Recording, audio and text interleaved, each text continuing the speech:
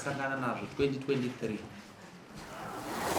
tasangana tese tiri vapenyu akanaka kamurwa pakati pedu nyangwe vakakamurwa vanhu vanoenda panyika nenguva yavo vanhu vanoenda panyika nenguva yayo saka zvichireva kuti vakachengetwa nanhasi tasangana tese tiri vapenyu takatarisira tichiti horodho yatakabva takati noise ngaite shoma nyaya dzedu tifambe zvakanaka dzimwe nyaya dzamunadzo nhasi dzaparwa muhoridhe yamakabva dzimwe dzamuinadzo dzagara muinadzo mukurarama ndine urombo kana tichirarama panyika tofana kuita zvinhu zvakanaka unogona kurarama 50 years uchiba uchiita se uchituka uchishora usingabatiwe asi zuva remuridzi rinosvika pamusoro penyika mamurumu vanopomba vakawanda umu mamurumu vanoba vakawanda umu vanoroya vakawanda mukati mamuru kunonoka chete kubatwa asi anenge abatwa panguva yachiroya ndiye muroyi nguva ipi iyoyo anobatwa achipomba nguva ndiye mhumbwe nguva ipi iyoyo munofanira kuzvinzwisisa izvozvo vatikavakidzana uno vatinogara navo vanotichaona muzako chapita mawa chiri kwani chiri kwaini imi vakadzi mapfekera muri kuita muri konzera chaos ndimuri konzera kuti varume vapinde pachihuri kupfeka kwenyu hakuna kunaka unoti ukapfeka so kuti akamuti kotama yozvikuti ibvisai mazambe yamukapfeka panapa kuti kotama tinobva taona nyika yacho inouya teichitsvaga izvozvo kufumuka muri kunzwisana mukadzi wako achikuda mubatanga ona kuti apfeka zvakaita here zvinokodzera pakufamba kuti ave mukadzi chaiye chaiye kuzora mafuta munozora hazvishande musi waunoita accident ndipo unoona kuti hazvibatsire hausioneki chironda chipi ichocho wakuti machiremba emuzimbabwe akutadzawo kurapa bhatiwe ndiwo uri ropa wona izvinhu zvakanaka panguva dzose unofanira kunzwisisa toya tinonyaya dzatinotonga misi yose nenguva vanhu muri kuabhiusa vanhu pakurarama vanhu muri kuroora vana vadiki vanhu muri kurarana vana vadiki nokuda kwemadivisi emushonga yekurima kana kuti ufunga kuti ndikaenda kunganga ikanditi ukararana kamwana mudika kana 5 years zvinondiitira zvakanaka siyai pakurarana vana vadiki ndaitaura musi uno ndiri kubhindura naprovincial majors achiti mambo nyaya dzawandisa kujeri kwakazara munorarama mwana ano 7 years ano 5 years munowane chii chamunonzwa mushonga yese iyo mutemo nyika tiri kuti vanhu ngavaroorwa akwanisa 18 years regai dzive shiri mazai hana muto saka zvatinoita tikasangana nonyaya dzevana vadiki panapa tinokuchaja zvinodzimba ndokuti musiye ukaona ari pa next door pako achitorwa mombe dzichena kuti arora mwana mudiki zvinonakidza kune kuti uzozviita unobva wazvisiya varume vanobikirwa sadza nenguva zvinoita kuti pabude mumba mukatadza kuvachengeta zvakanaka vana vadiki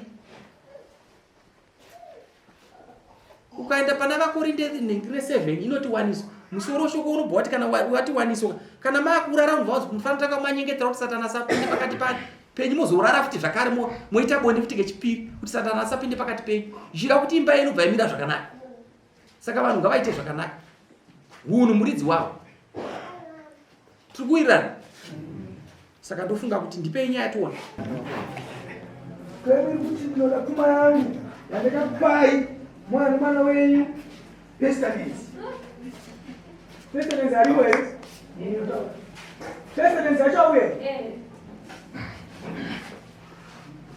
taura nyaya kana kupedza kunyora nyaya yakafamba mamsiwa pamusoro changu ini ndoshanda Cape Town. taurisa Ini ndoshanda Cape Cape Town. So 2021 ndopandika kuno ndasangana pestalins kana imba patawirirana taurisa kuzi vanoda kuzwa chinyora patawirirana vatashanga kudanana. So ini mazuva angu angaita mashoma vandadzokera patawirirana takati gore rinoenda ndoyandokuroora gore rino vandadzokera 2022 vandadzoka kuno ndakadzoka musi wa 30 June chidzodzoka 30 June muna patagara tise kuno tifambidzana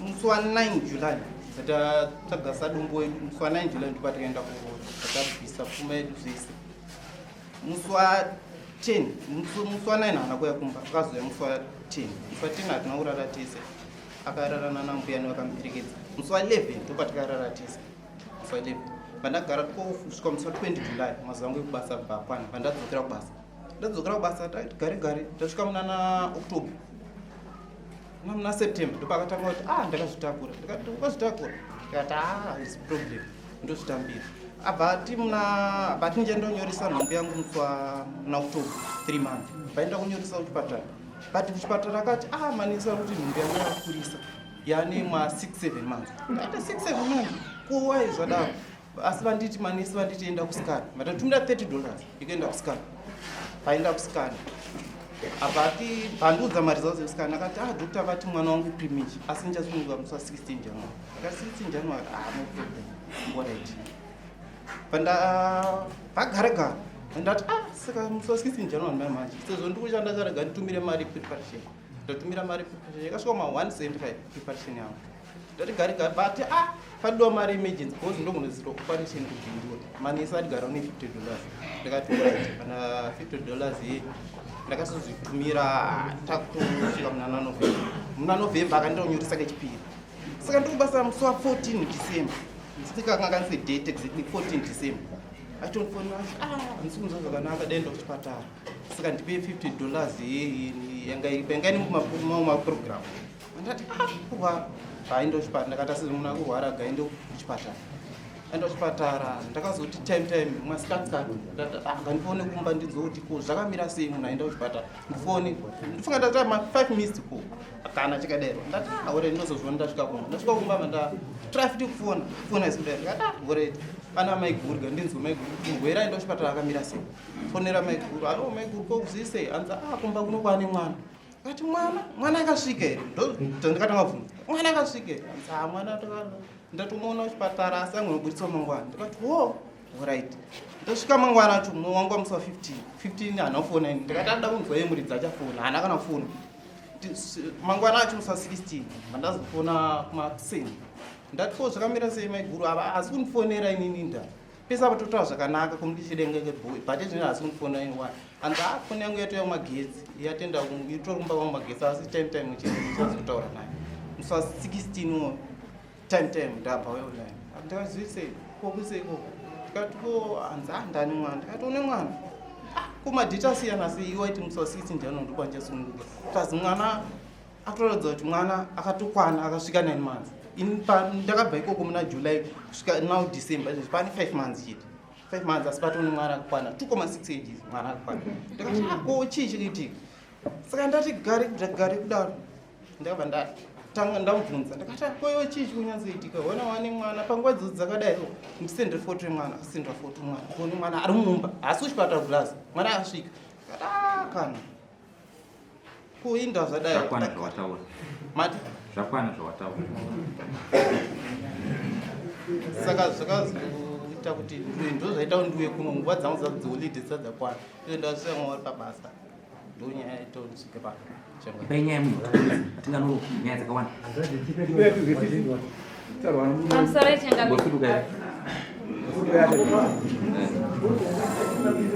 pamusoro changamiri inini zvichikwadi ndakasangana naye musi wa 11 July. Asi inini mukomana ndakasangana naye ndiri musikana ndakakwana. Takatowaridzirwa jira. Rakatowarirwa jira iri. Asi ndakasangana naye ndakakwana but chokwadi zvakakutora ndakasika kusununguka ichokwadi. Aiwa, zvakwana. Hai, mbobira. Vatongi nyaya ndamira kai. Sio madeti akatoa Nhumbu ndiro chaizvo. Madeti kupesana chokwadi takapesana. Kana niniwo ndakatokadzi kuona. Aiwa, tudo. Alright. Iwe Kwati nyinyi balikana makasangana nemurume ndikaenda kubvunze. Makaenda kwaatete makunopuwa aroora makaenda kumba kwenyu. Takaenda kumba kwedu. Masvika kumba kwenyu bva makuwaridzwa jira jena. Usiku. Right. Ndobva marara mese. Jira bva ramuka rakatsvuka. Iwe wakagutsikana nazvo. Ine yakagutsikana nazvo. Nai. Unozoenda kumwedzi mazuva api? Inini ndende wanza kuenda kumwedzi musi wa 15. 15. Yanga iri 15 ipapo anga ari mazuva api? Ipapo anga ari musi wa 11. Musi wa 11. Ichireva kuti mazuva zvandinoziva ndokuti kana mwedzi yedu yatinorarama pachivanhu nepachirungu zvakaita zvakasiyana pazvisinei point taken. Right? Iwe wakasangana nomukadzi musi wani? Musi wa 11. 11 nani? July. 11 July. Iwewo ndopa mukasangana mese? Ndopa mukazivana? Right. Pamairara mese wakanzwei? Inini? Hauna chaukanzwa? Inini pandakarara naye. Inini patakawaridza jira. Takarara pamubhedha. Ndakabva ndatanga kunzwa kurwadziwa. Ndobva awarira bhati pamubhedha pana bhasikiti akatiwaridzei pasi. Ndobva tawaridza pasi. Ndopakandibvisa umhandara. Anibvisa umhandara pasi ipapo. Ndomangwana kuseni. Ndopatikamuka tikazotora jira tikawadza. Alright, ndobvunza ndozuva rangu wachasvika kumba kwavo. Ndiro zuva kuseni wasemurora makamuka muchitei? Kuseni semurora chakanzi tifanira kuenda kunopa mvura. Makaswera kupa mvura? Tozoswera. Inda? Nekuti ndairwadziwa. Wairwadziwa nei? Nekubviswa nekufamba futi. Ndairwadziwa. Wairwadziwa nekufamba. Mukasangana kangani? Nemurume uyu. 9 days, 3 days. Aiwa ndati makasangana kangani musi wachewo? Musi wachewo ka4. Ka4. Usiku kuchete. Achinditi mafeelings angu ari ndakatomucheka chando kurwadziwa kanditi problem chani imwe mafeelings angu ndari. Alright, mwana ari? Ari. Ndotora mwana.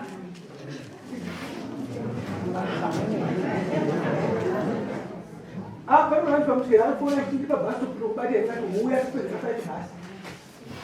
Akaenda mapages magani mwana? Akaita 2.6. Akaita 1.6 kana kuti 800. Chokwadi kana nini uma ndakatoshandisa. Yes. No kaza zvinoita ndinono. Pamunotadza kunzwisana nendepe kuti kana mambo vachitaura ka? Uyu munofana kunyarara. Paingova mambo. Ukaenda kutaura kana muchitaura munofana kuziva kuti muri kutaura nani. Kana muchiseka munofanira kuita mugano. Muri kuzvinzwisisa. Muri kunyatsozvinzwisisa. Handidi nonsense. Tiri kuirana mwanangu. Munhu akanga mazuva edu asina kunyatsofamba zvakanaka. Zvichireva kuti Mwari akaita mashiripiri. Wazvionawo? Ipapo ndotobvunza nazvo nokuti ndakatoti handii kana kuma-DNA test ndinobvuma izvo ndizikachibva muno tinoenda. Nekuti mukomana uyu ndakasangana naye ndiri musikana. Asi chakazoitika ndochandakatadza kuti mwana uyu sei akazobudamudzika isati yakwana. Zvakaitika Jesu paakasvika achiwanika ari mudanga romadhongi. Zvakaitika zvakashamiso asi amai Maria hapana kuoneka munhu wawakavata naye. Asi akazowanika ano pamiri paJesu. Zvinoitika. Alright, baba vako vari kuti ngavauye. Vashedze. Wakabvisa pfuma yakaita seiwe?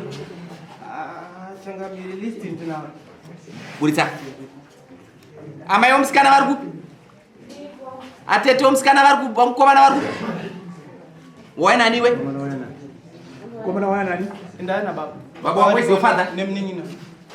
Baba wako vari kupi? Ndipe pepa. Mwana chitora akachema akuda mukaka wake dheri rakanoenda ndamubata ndamuona. Ati mwana wedu akakwana. Mwana anobva kuna Mwari, chipo chinobva kuna Mwari.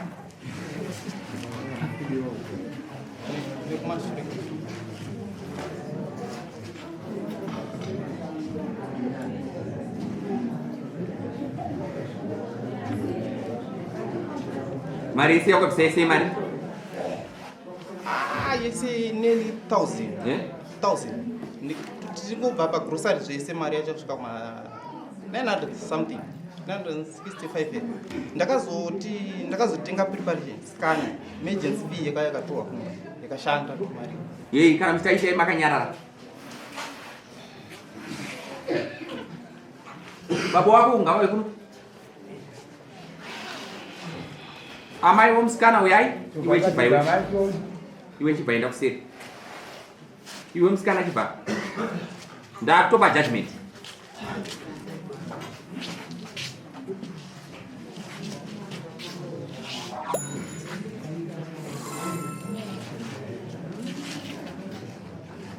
Ya. Dima severe na severe kai. Iwo no bau. Okay. Ndinonzwa sisi nomushevadi. Mwana wenyu akakanganisa. Iwo msikana? Zvaurikutaura ndizvozvo but hazvisiri zvawazvinzwa. Ndaikumbira kuti nepasi pasi pemwoyo regai ndibvunze mukomana uyu ndisati ndasvika pajudgment. Naye mukomana mukadzi wako uchiri kumuda here? Changamire mukadzi wangu achari. Ndinotanda kuda pfuma yangu. Pindura mubvunzo chete. Alright, gara tarisanai chovhai padhuze. Uya padhuze iwe utarisana nehusband yako. Right? Mutaurire kuti ndiye ndinokumbira iri regero shida pamwe tingatsvake zvimwe zvose. Changamire neniwo murume andichada.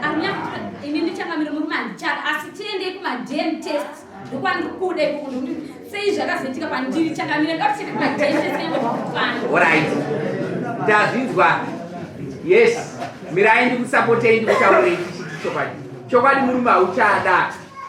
Mwana wenyu ari kuti murume achada ndaenda kuma-DNA test. Mazvinzwa? Saka tiri kuti wewe semunhu uda kuenda kungatanga ndapedza judgment ndodzoka pa-DNA test. Mari wakabvisa semari iwe? 1000. Mwana wenyu mpfuma yamakatambira imi makatambira zvinhu sezvamukanhunganuka zvosvika 1000. Muri kuzvinzwisisa?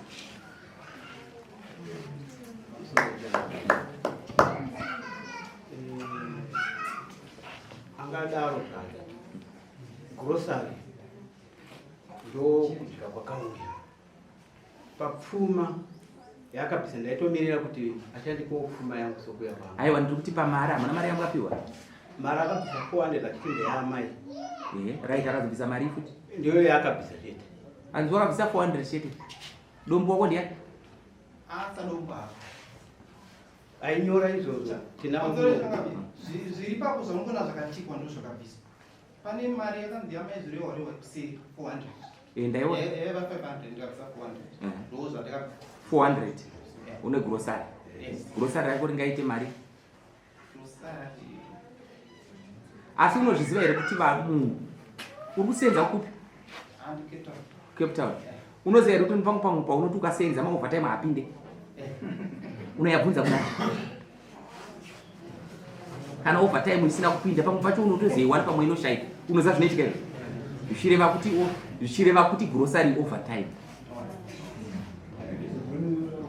Ndosaka mvura pasi uyena ndoshandisa. Ndiri kuenda hauna koshandisa ndakutopedza. Mari yakabvisa imi mwana uyu munotsvagira $300. Imi. Mazvizwa? Ndabvisa mari chandabvisira ndechekuti akatambawo nomwana wenyu akadyawo zvopakati nyangwe pamiri mwana asi wake. Asi ndiri kuti ini mwana wenyu since ane shungu dzokudaenda kuma-DNA test ngaatsvaga mari iye musikana uyu oenda ku-DNA test mukomana atsvage mari then tokunyorera tsamba ndokupai mapurisa angu muno mudare tienda kwadhokota ana zviremba tokupai varimo vedu vegovernment tokutumai province kuvhundura vanotatswa ana Dr. Chuma variko tawirirana. Muri kuwana ni $300? Ya muri kuwana imari? Pamwedzi wedzera ite $60 pamwedzi pega pega. Iwe unoya every month uchitora $60 mudare munhu wazvinzwa? Iwewe. Bosi uye mwana anogara kurefu. Pachina anomubvunzo? Changamire paakaenda kumba kwako.